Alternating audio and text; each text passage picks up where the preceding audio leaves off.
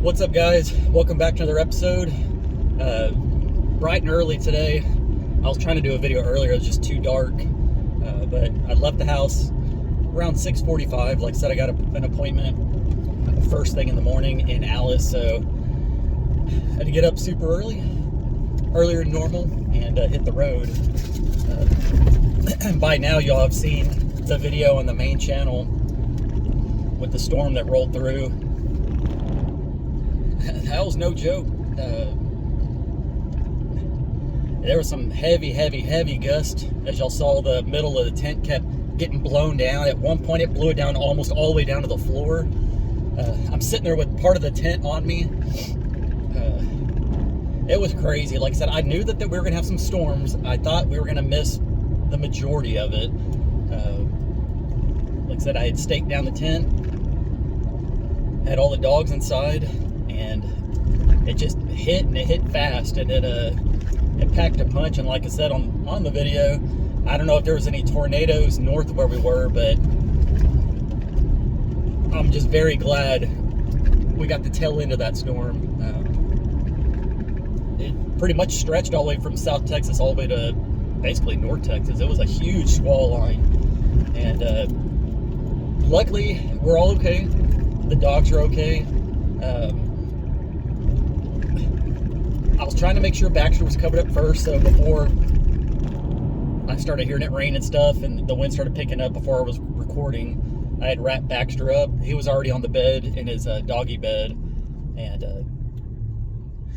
I know he's scared of thunderstorms. I know all the dogs are, and like I said, Tucker was underneath the bed and Daisy was just flipping out, moving all around, jumping up on the bed, underneath the bed, just trying to find somewhere comfortable she could lay.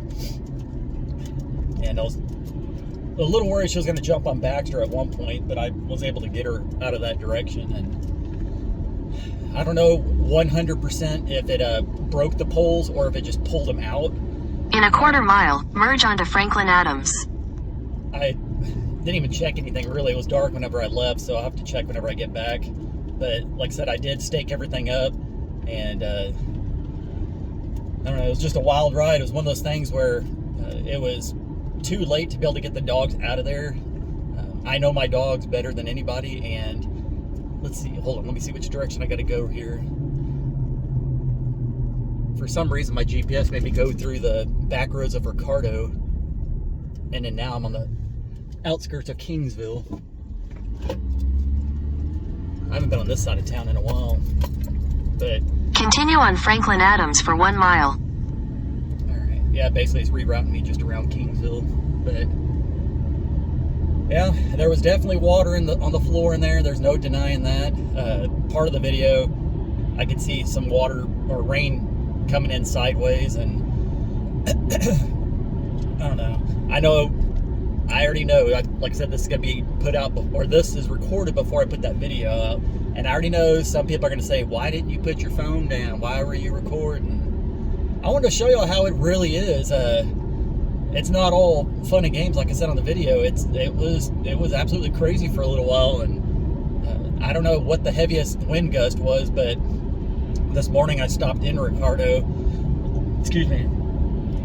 at the gas station, and in a quarter mile, turn left onto West Caesar Avenue.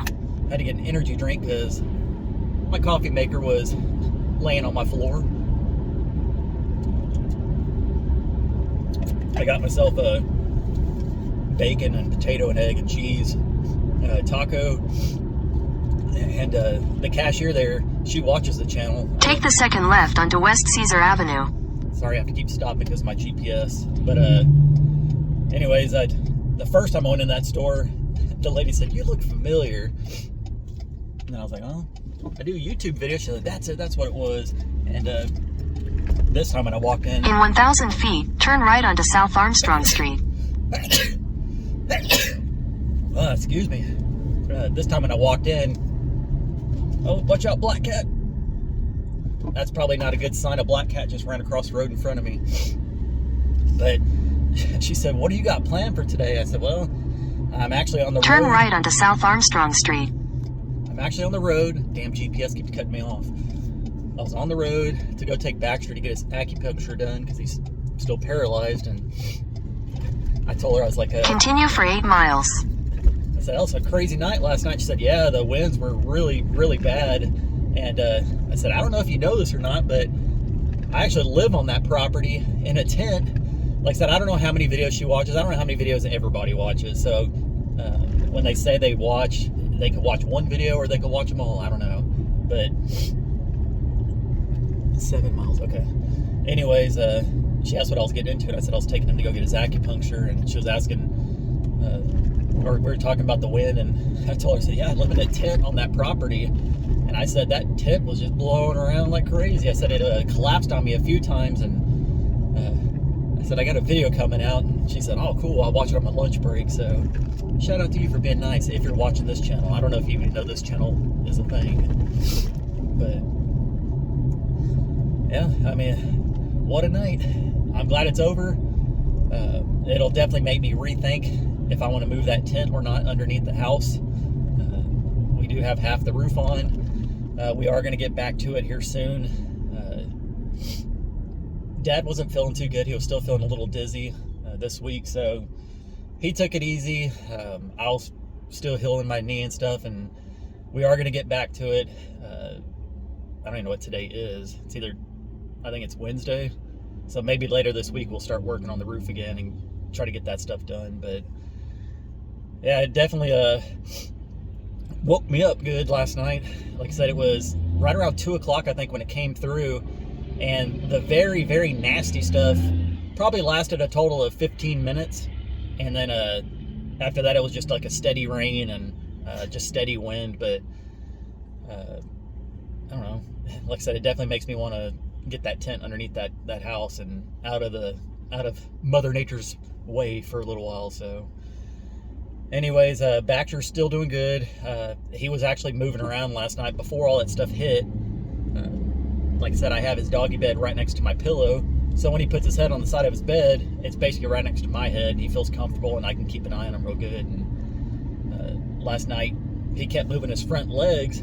Like I said, he can move his front legs a little bit now. He can't stand on them, and he still can't walk, but he can move his legs now a little bit. And he was kind of like moving like this to try to move himself around in his doggy bed. And a couple of times he would grab, or he'd put his legs on top of my arm, or he'd put it on top of my cheek, and I'll just kind of smile and say, you're a good boy. So I think this acupuncture is working.